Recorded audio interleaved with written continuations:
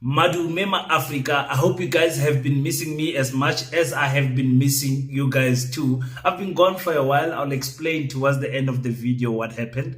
In this current video, I want to address the interview of Julius Malema, the CIC of the Economic Freedom Fighters. The president had an interview at Face the Nation with Clement Manyatela, and he covered some serious issues. I think this is the first interview, full-length interview that Julius has had in quite a long time. In this interview, he talks about Dr. Mbuyiseni Ndlozi, the elective conference that's coming in December. He talks about the current leadership of the Economic Freedom Fighters. He talks about the government of national unity. Obviously, he will be covering VPS and so many other things that I want to break down so that we get into the mind of the CIC and how he is feeling or his current state going into this elective conference that's coming in December. Let's talk about that and much more.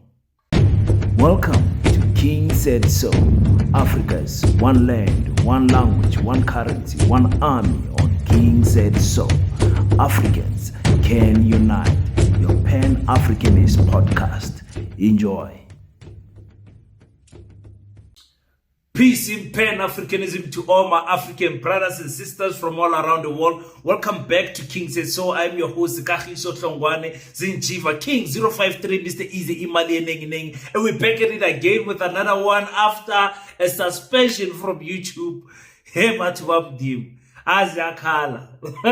I'll explain a little bit later or another video as to what happened actually with me being suspended from YouTube. Not good for freedom of speech, but I understand what is going on, and I hope you guys will understand what type of steps that we're going to take going forward to try and prevent this type of things. But I'm telling you, I'm okay. There's nothing wrong with me. Some of you were worried about personal attacks and stuff like that. Those things have happened in the past. It has never stopped me from recording. Only my channel being suspended can stop me from recording. But anyway, we'll talk about that on this video or maybe another video because it's not that important to me. I understand what is going on in terms of the community guidelines of YouTube and everything. Anyways, the CIC was in an interview with Clement Manyatela. And Clement is my homeboy, by the way. I need to point this out every time I speak because I didn't know he was from Falbank.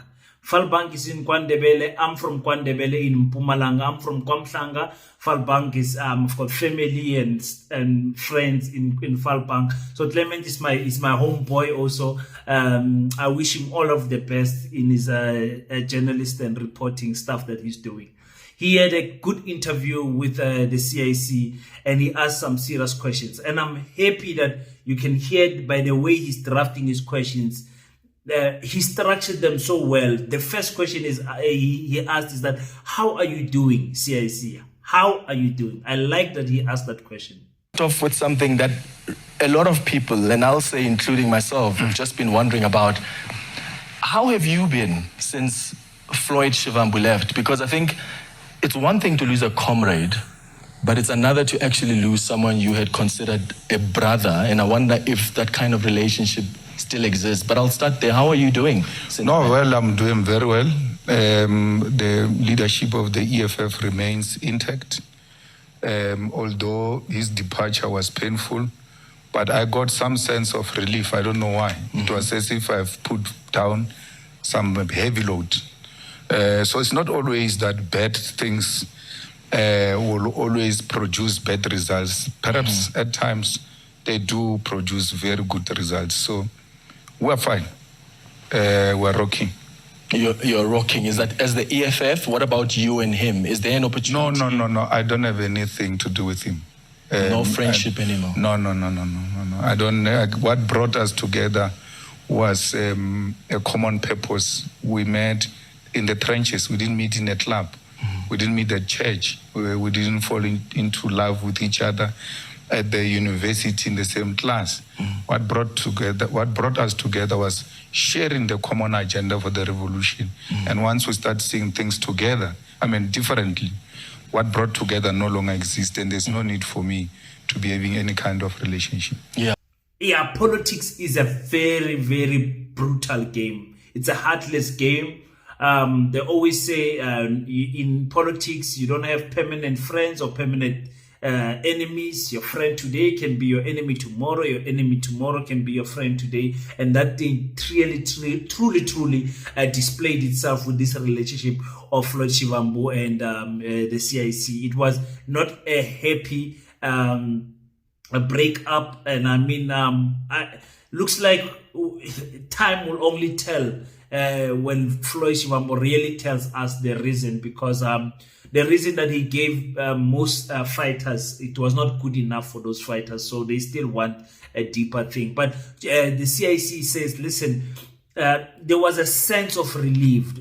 When a person says there was a sense of relief, what he actually means is that he was always looking over his shoulder and not trusting the Deputy President Floyd Shivambu, the former Deputy President, that is. A sense of relief. It felt like weight fell off his shoulders. That's not a good way of describing any relationship, because it says to us that there was never trust. And now that is why the CIC is turning. He no longer calls the Floyd Shivambu a brother, like he said in the press conference that, I'm with you all the time. I even told my children, should I die today, they must go to you, and all of those things. He's no longer saying that. He says politics brought us together. We did not meet in the club. We did not meet anywhere. We met in the political arena, and that's what brought us together, because we had a common goal. And since we had differences in looking at those common goal, another one taking a different direction, now it meant that what brought us together is no longer there. It's very okay for me, man. That's how life is. You can't complain. You can't have friends forever. And I know as a brother, I've lost some good friends also. So this thing happens. It happens. And what the follow-up question is, because when your closest friend leaves you, then the follow-up question is, who is next to leave? Is there anyone else that is going to go because this person has left me? And this is how Julius Malema answered this question. Take your explanation. Do you still expect people to leave and follow Floyd? Because you said that was you said you must expect that that some people are going to leave and follow him. Do you still think there's some? Yeah. They're there, and we're looking at them, and they think that we don't know. There comes a season in politics where these things happen, and then you must not be overwhelmed by a season. It's like those people who spend all their money on Christmas Day because it's a festive season. So there's that kind of season which is taking place now. We ought to hold tight and make sure that we remain unshaken. They're there. It doesn't matter what they say from their mouth. It doesn't matter what song they sing. All we know factually is that these people have engaged in a double parking. So the constitution of the EFF says, speak good and defend the organization, both in private and in public. And then you go speak very bad about the organization in private, and then plot its leadership. You know, what is holding some of them is the coming NPA, that they should blackmail us into electing them. And if we don't, they're going to leave. But they are long gone and will not be hurt by that. It doesn't matter what they do. Now we know, just like the ANC is expecting some of its members to still leave for the MK political party, we know that some of the EFF people are going to go. But the problem with the EFF leadership and those who still want to go now is that they are waiting for the National People's Assembly, the elective conference in December, to leave. They want to see first if they will get any positions, and then after that, they will leave. I will not have any respect for any top leadership of the economic freedom fighters who's going to leave after the conference. For me, if there was the time to leave and join the MK political party, it is now. The MK political party is still building itself. The MK political party is still finding itself. You might go to the MK political party without any promise. Yeah, but unlike Abunzwane, who have left, they left with promises to say, come, you'll go to parliament. Next year and sometime after that, there might not be space. There might not be leadership space because so many people are flocking into the MK political party because they are timing it all right. So for me, don't wait for the conference. I'm not going to have, for example, if Dr. Mbuyiseni Ndlozi had to leave after the conference, I'll be very worried in terms of the character. Not only Dr. Mbuyiseni Ndlozi, anyone else. It's like, why did you wait so long? I mean, right now, leave, because the CIC knows some of these characters at the back of his mind. And remember, the CIC is now a traumatized leader. He's a damaged good now, because the guy that he thought he was holding his back is gone. He's no longer there. He's no longer there. So he looks around. He can't trust anyone anymore. You know, I think there's some trust for you between him and Marshall Dlamini, but we'll speak about that. But for the rest of the people, I don't think so. And speaking about Dr. Mbuyiseni Ndlozi, that comment that he made about someone liking Floyd Shivambu's comment, did Floyd's tweet on X, was it directly directed to Dr. Mbuyiseni Ndlozi or not? Now with Mbuyiseni Ndlozi, I'm sure you've seen the suggestions people have been making since you addressed the ground forces, when you said some of the leaders are quiet, and some of their partners have liked tweets, and you know about the Twitter detectives who've gone and found some of the tweets that were liked by the partner of Mbuyiseni Ndlozi. Were you referring to him when you were making that statement, and what's your current relationship with him now? Our relationship has always been an organizational and political relationship, and it remains like that.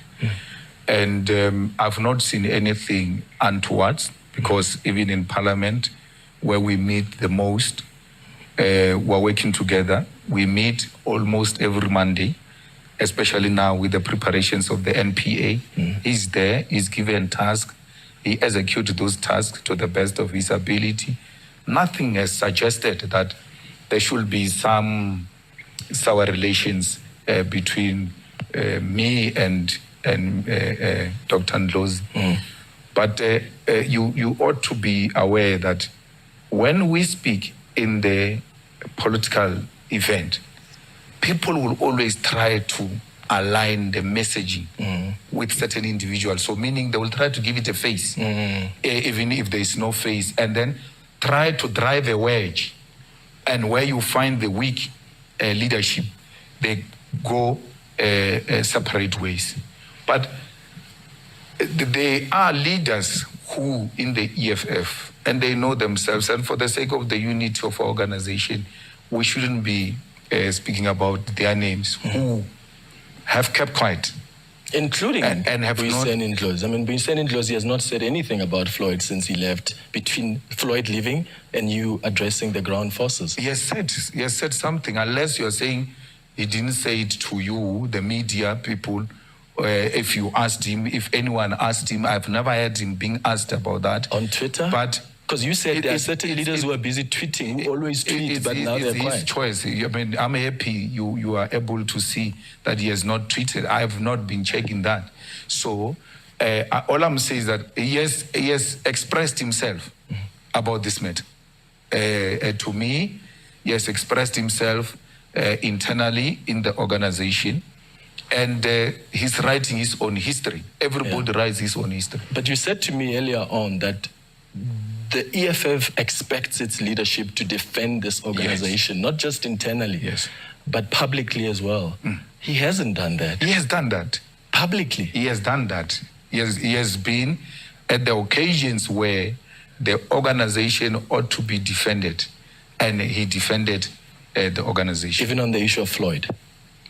Well, I've not heard him say anything about the issue of Floyd, but the Constitution does not say on Floyd, defend the EFF internally and externally. It says the organization has to be defended both in private and in in public. So if he has chosen not to say anything on Floyd, it doesn't mean he has not defended the organization. Where he gets an opportunity, which he does very well in Parliament, he defends the integrity and the image of the EFF. Now, I want us to read in between the lines as to what the CIC is saying. First of all, the CIC does not deny that he was speaking about Dr. Mbuyisane Ndlozi. He does not deny. He can try to dribble the issue, but he does not deny to say, no, I was not speaking about Ndlozi. I was speaking about whoever. Because the CIC is not that type of a person. We all know him as a straight talker, straight shooter, shoot from the hip directly to the head and shoot to kills. But this time around, he's dilly-dallying over this situation. He's not speaking straight. This is not the CIC. Like Clement said, the Twitter detectives did their job and they did find what Julius was speaking about, and it was Dr. Mbuyisane Ndlozi's wife. But we said how our wives feel about our political standing and everything does not necessarily affect how we're feeling. You understand? So the day when you meet my wife, for example, don't expect this black consciousness pan-Africanist woman because it's King's wife. Yes, there is some pan-Africanist level in knowledge in her, but it differs in terms of IQ, if I can say that. So for me, for him to say, me and Dr. Mbuyisane Ndlozi, our relationship is organizational and political, and not say anything outside the EFF borders got me worried. He doesn't say, me and Dr. Mbuyisane Ndlozi, we are okay. We call each other, we talk to each other all the time. He's a brother, he understands my standing, I understand his point of view. And he only speaks about Dr. Mbuyisane Ndlozi in the contents of the EFF. We meet at Parliament. Every Monday we are meeting. All of those things just shows me that there is no relationship between him and Dr. Mbuyisane Ndlozi. I'm not sure how you guys read into that. But to me, that's what it sounded like. He did try to defend Ndlozi, to say Ndlozi does do a good job. In Parliament, he always constantly defends the EFF and all of that. But he hasn't heard Ndlozi say anything about Floyd Shivambu. And for me, the absence of someone not saying anything, like Julius is understanding, is that they are encouraging it because they are not rebuking it. That's all I'm going to say. The current leadership, is the current leadership of the EFF capable of doing the job? Is he comfortable about this current bunch that is around him? What confidence do you have in the current leadership and the possibility that they may return, including yourself as it is? Are you more open to, as a Democratic Party, obviously you allow anybody to contest positions. I just want to get your thoughts on the current leadership and the possibility of them returning, being re-elected, and also some of the names that are being mentioned to occupy the position of leadership in the EFF. I think they all qualify. If it's the names that you have given to me now, the current leadership of the EFF is well capable. Our Secretary General is at the center of what we're going through now as an organization in defense of the EFF. He has been steering the ship. He has been ensuring that these branch meetings, regional meetings, and eventually provincial meetings take place in an orderly and disciplined manner, and they do take place, that the administration of it is proper. And where he has been called upon to defend our organization, he has never been ashamed, not for a day, for associating with us. So why would I have a problem with the Secretary General of the EFF? They can remove him if they want to, but if they come to ask me, I will express my view, that I don't agree with that view. And tribalists work in different ways. The fact that now the threat comes from MK. They now want to assume that every Zulu is a threat, and that includes our Secretary General, who has not for a single moment, not for a day, demonstrate that he belongs to a certain tribe or push ethnic politics or tribalistic politics. At times, we even forget and speak to each other in our home tongue. And remember later that no man, this comrade, you can see that he's lost. Like this comrade Ghana, he doesn't know this language. And then he does the same because we don't see tribe amongst ourselves. And therefore, Marshall is not going to be destroyed on the basis that there is a party that comes from or is strong. No, it comes from there anyway. It comes from KZN. And therefore, because Marshall is from KZN, he must be killed. I must also be killed. Marshall is even in a much better position.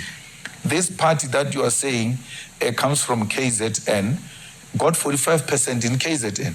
I come from a province where the ANC got 73%. So if we're using that, I must be the first one to be shot down before you go to Marshall. Yeah, well, and I'm glad you're expressing your view about the Secretary General position. What about the Deputy President position? There's no Deputy President, he left. Yeah, so I've got nothing to do with Free that. for all. So it has always... Guys, when we talk about leadership, qualification, experience, the EFF is one, if not the best party when it comes to political brains. For me, they just the best. You understand what I'm saying? You can't fault with it. Marshall Dlamini, Mpilo Maute, Tambos,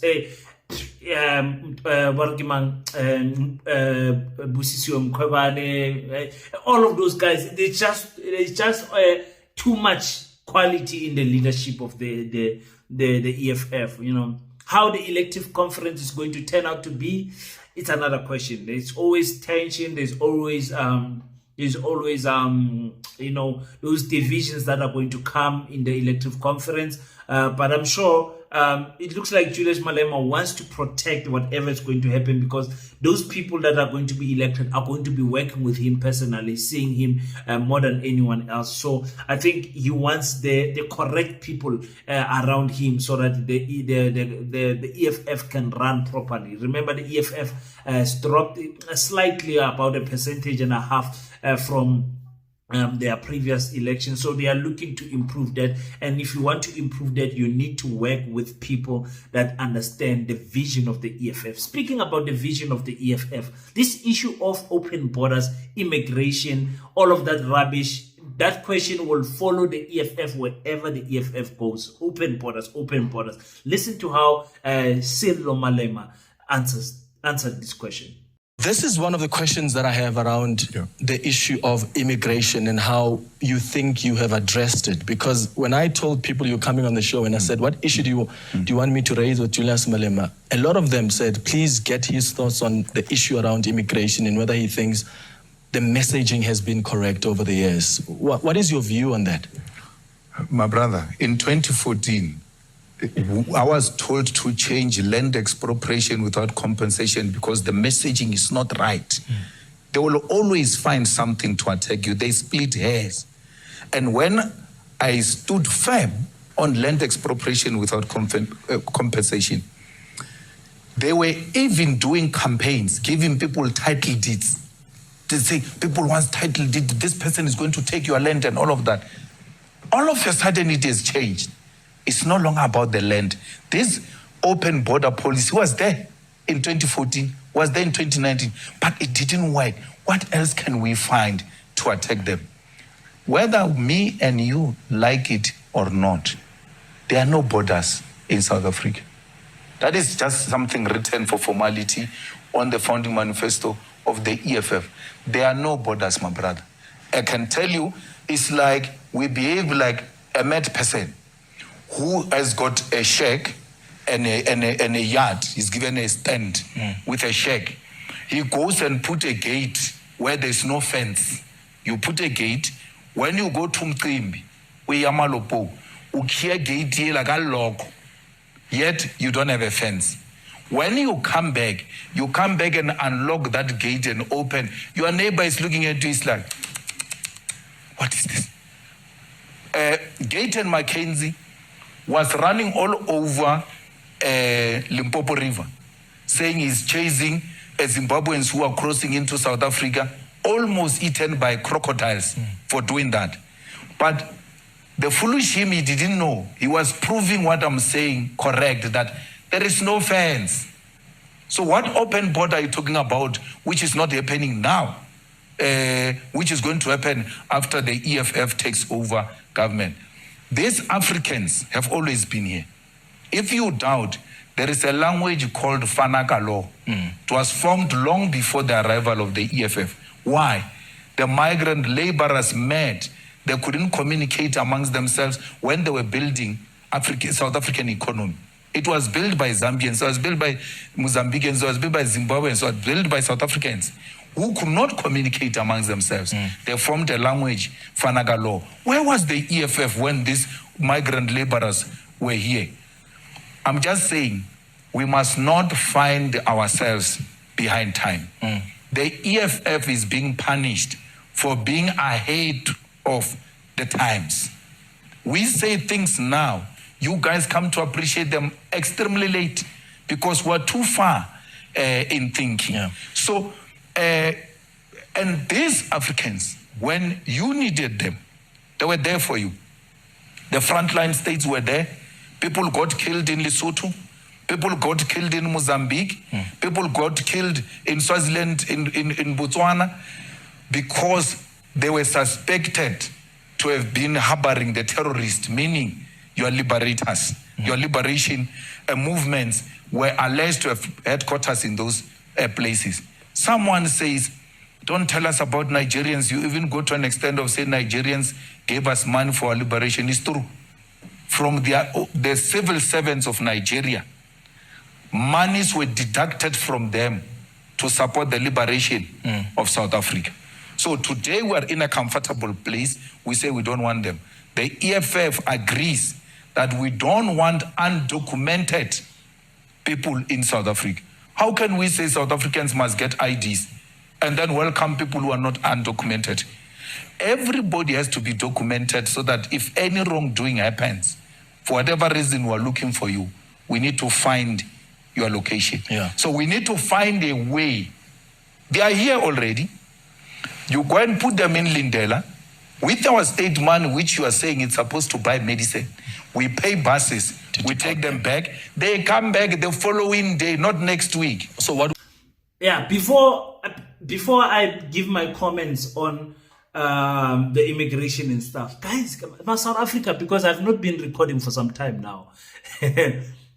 You guys, you are fighting. No, and I want anyone to explain this to me on the comment section. So you are fighting undocumented foreign brothers.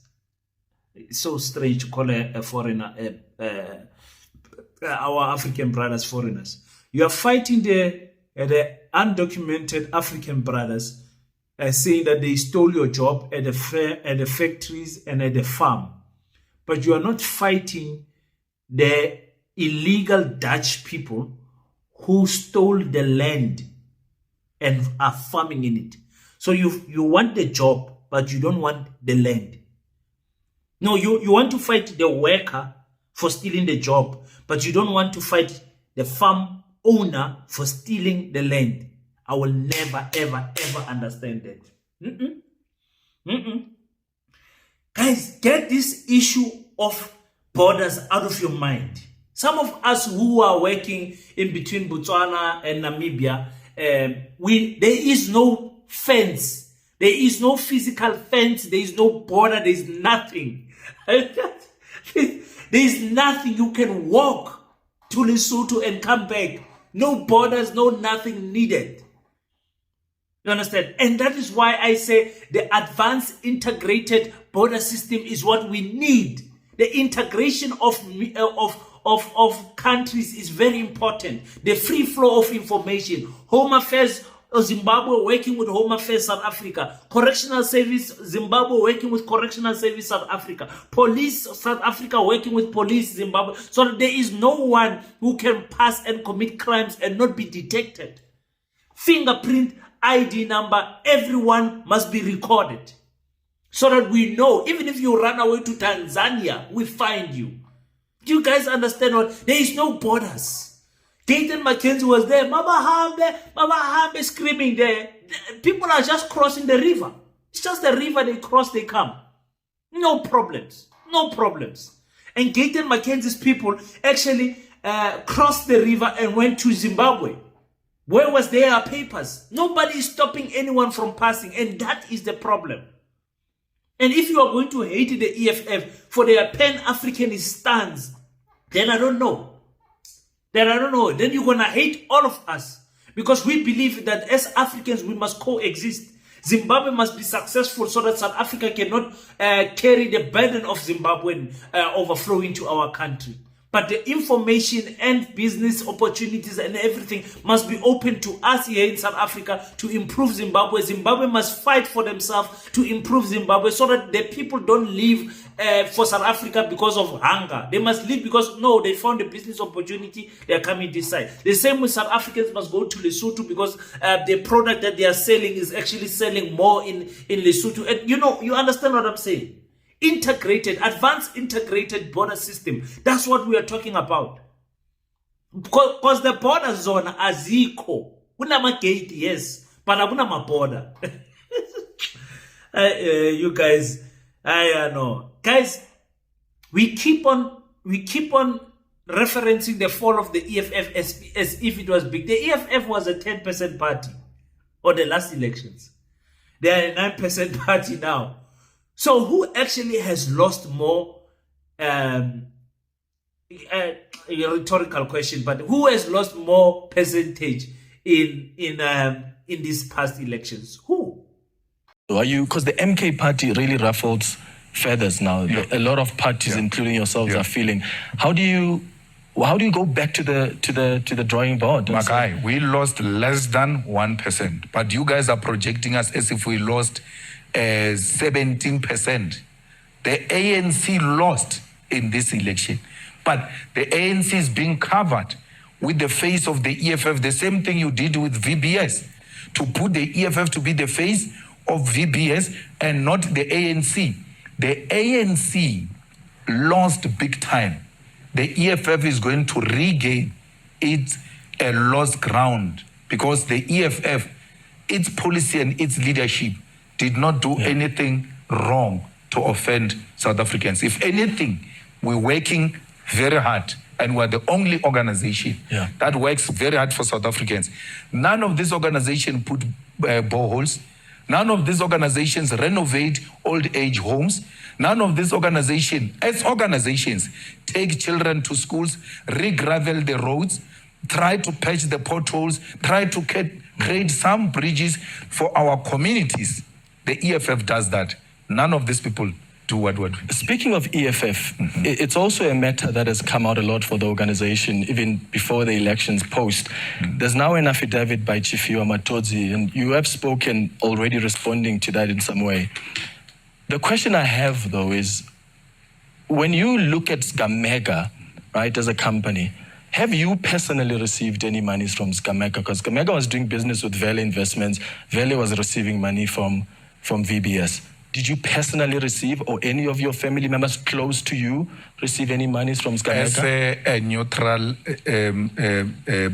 journalist, you should be knowing that I was cleared by Parliament Ethics Committee. All of this, that which you are asking, were alleged and sent to Ethics Committee in Parliament, where the ANC was still in majority.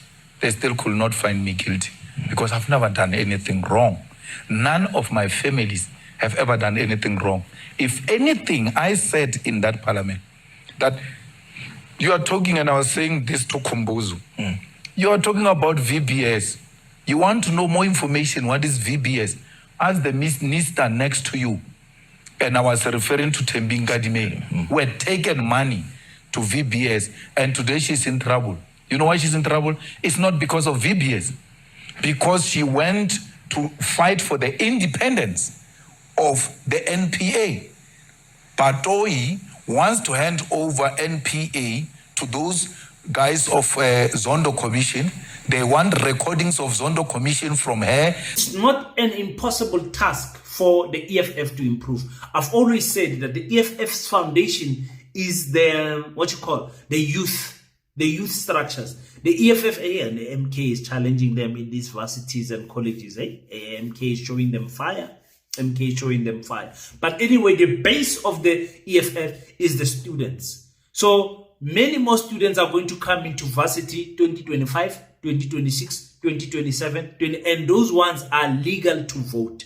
So the EFF must concentrate on those ones. The EFF will easily improve from that 9%. And I've already said many times, and I don't know why the CIC is not saying it. The elections were rigged. The numbers of the EFF was wrong. I personally, because I was covering the elections, I personally saw the EFF on the ground. I saw them on the voting stations. I saw the MK. I saw how much those people were coming out to vote for those parties. You know, but the EFF seem to ignore this issue of votes getting rigged. So in their mind, they think they got 9% and they did not. The MK did not get 15%. The MK potentially won the elections last time, if we had to be honest. But there's no honesty. The IEC is captured, you know. So Asaz Bafet, Asaz. And of course, he spoke about VBS, and he was cleared by the ethic committee in Parliament. So this issue of VBS is getting boring now. But did the government of national unity fail or not? This is what the CIC said. I'm told I've got 30 minutes. They're going to fight with me. What's your assessment? 30 seconds, 30 seconds. What's your assessment of the GNU so far? It has failed. How can a minister not go to a place where the president is signing a bill?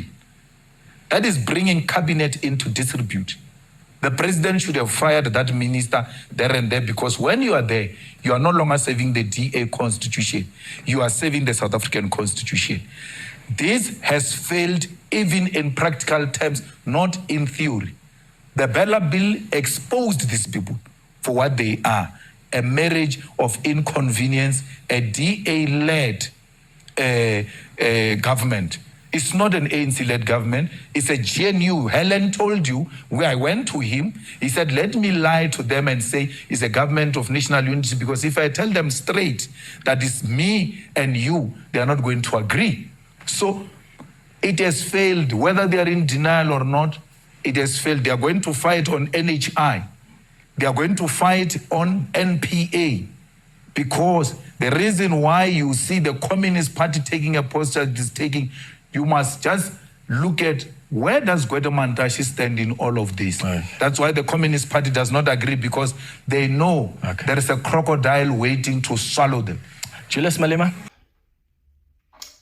Listen, I'm not one of those people.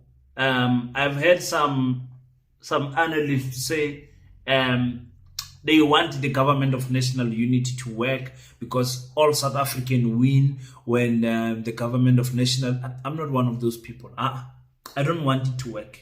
I mean, I don't want it to work. I'm happy when they fail. I'm happy when I see the DA pulling one direction, the ANC pulling another direction, and Amapantiti, they're just there singing for their bread, happy because they've got blue lights. I'm happy. Because I don't think that's the future that I want for my children. I don't think that's the future that we deserve as South African, a future where we don't speak anything about the racism in our school, a future where we don't speak about the inequality in our society, the future where we don't speak anything about the land, the future where we don't speak about the unity of Africa. I don't want any of that. I can't wait for Cyril Ramaphosa to finish his term. I can't wait.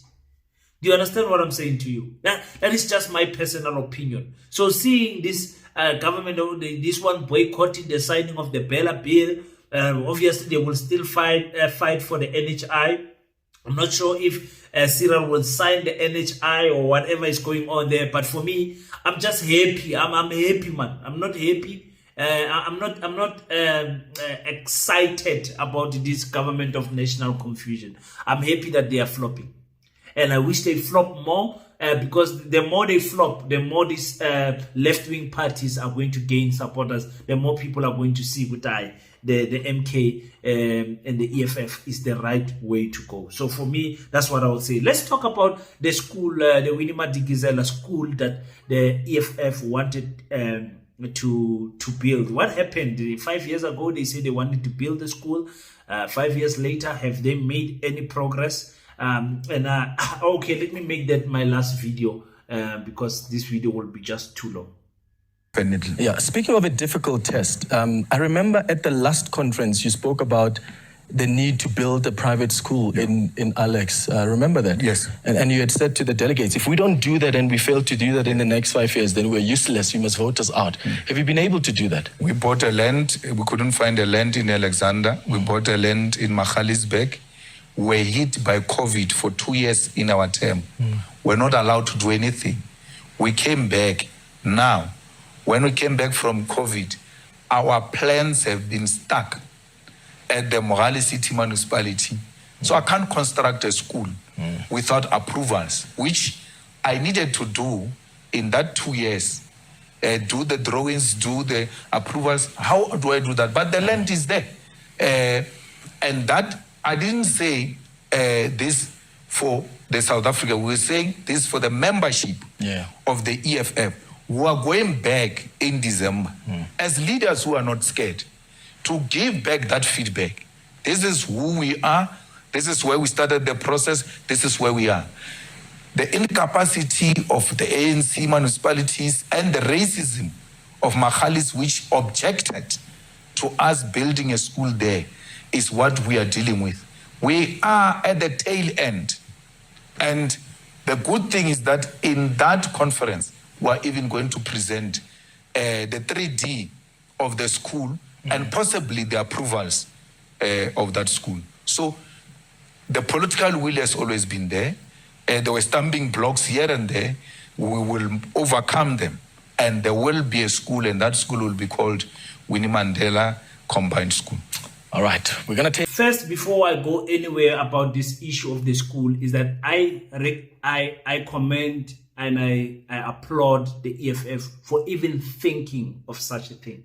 For me, it's not a big thing. That's why I'm attempting to do the same with Paseta. Some of you know that we are building, not attempting to build the Pan-African School of Economics, Technology and Agriculture. We are building that school. We also can show you the drawings of the residential area where the students will be sleeping, the school itself. We can show you all of those things. We already have the website, www.paseta.co.za. We already have the profile. The advisory panel felt like they need to adjust the profile, so we are busy fixing that. We already have the constitution. We already have the founding members. Paseta is well alive and kicking, and very soon you guys will be telling you guys about where our land is and where we're going to start building and putting the first bricks and building this black independent school. So I applaud the EFF for attempting to build the school. I don't know why it took them so long. Okay, there's other things I don't want to say because they're going to give away what we are trying to do. But what the EFF saying is stopping them is not actually what is stopping them.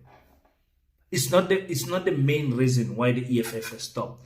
And I don't think it's a good enough reason that why people from Magaliesberg wrote a petition trying to stop the school from being built there where the EFF bought the land. For me, it's not a good enough. I just wish these people can contact us so that we can give them information that is going to free them. If there's any EFF leaders, guys, contact us. We're going to assist you. We're going to assist. I wish I had that piece of land, or give it to us. We'll show you what we can do there. You understand what I'm saying? So yeah, for me, it's the COVID story and this story, that story, for me, just sounds like a lack of financial capacity to build the school. Julius Malema did say they can ask China to help them with the funds and they can build the school in no time. As a Pan-Africanist, you know I disagree with that. I don't think that a black independent school must be built by Chinese. I don't believe that. I've got a team that is we are building this thing as Africans, and you guys are the ones who are contributing to this. Whether we ask for a 50 rand, a 20 rand, 100 rand, a 2,000 rand. Listen, I've not been on YouTube for a week now, or just over a week, and you guys did not stop contributing to Paseta. You not stop. And by the way, Paseta does have its own YouTube channel. Go there on Paseta and make sure that you subscribe on that YouTube channel, because some of the information about the school, I will move it to Paseta, and we are creating another third channel for King Said So that you guys can know. You guys know I've got another channel, African Mojolo, but that has nothing to do with politics and Paseta. But sometimes you will find me on that channel if this channel is blocked. I'll speak more about this issue. I don't feel like speaking about it on this video because it's too long. I need to tell you guys what happened exactly. But we are okay. So the Winnie Madikizela school, it looks like they will present it again with the graphic design, the architectural design of the school. We will do that also for Paseta. We're already on the final stages of that design anyway. So I'm so happy. Let's give them time. Let's give them time. Let's give the EFF time. I wish that when our school is in completion, that they will also complete their school. For me, when black people progress, it's very important for me. It's very, very important. So whether it takes them 10 years, 15 years, as long as it's still in their plans and they want to do it, we obviously want to do it in record time. A few years and the school must be standing. But as long as there's someone else having the same idea, I'm okay with it. So thank you so much, guys, for all the messages. People were checking. Yo, King, are you all right? Did people attack you? This issue of Pan-Africanism, you ruffle a little bit some feathers of some people. But for me, I must say, the past, after the elections, I have not gotten any threats like before the elections, emails and calls and all of that. Before the elections, there were some attempts, nothing serious. Some lawyers calling, emailing me, calling me to court. And then when we met them with I linked them with my lawyers. That case was dropped and all of those things. So we do have a team that protects us, guys. So and also we are people that don't fear death. We have made peace that because of this journey that we have chosen, probably like all the other African heroes will be assassinated by our own people. That's okay. It's life, man. There's life after death. It's okay. We don't fear all of those things. I don't fear for myself. I don't fear for my family. I'm not saying that lightly. I've accepted that we can't choose the way of which we depart from this earth. We can't choose. All of us want to grow old. All of us want to, see our great-grandchildren and all of that. But if God chose another route for us, so what, man? There's nothing you can actually do. But this is none of that stuff. This is just YouTube community guidelines that were broken. I'll explain it on another video. But thank you for checking on me. Your boy is okay and healthy, as you can see. Until we meet again, don't forget to pray. After you pray, stand up, African child. Do your best so that God can do the rest. Peace in Pan-Africanism. I salute you.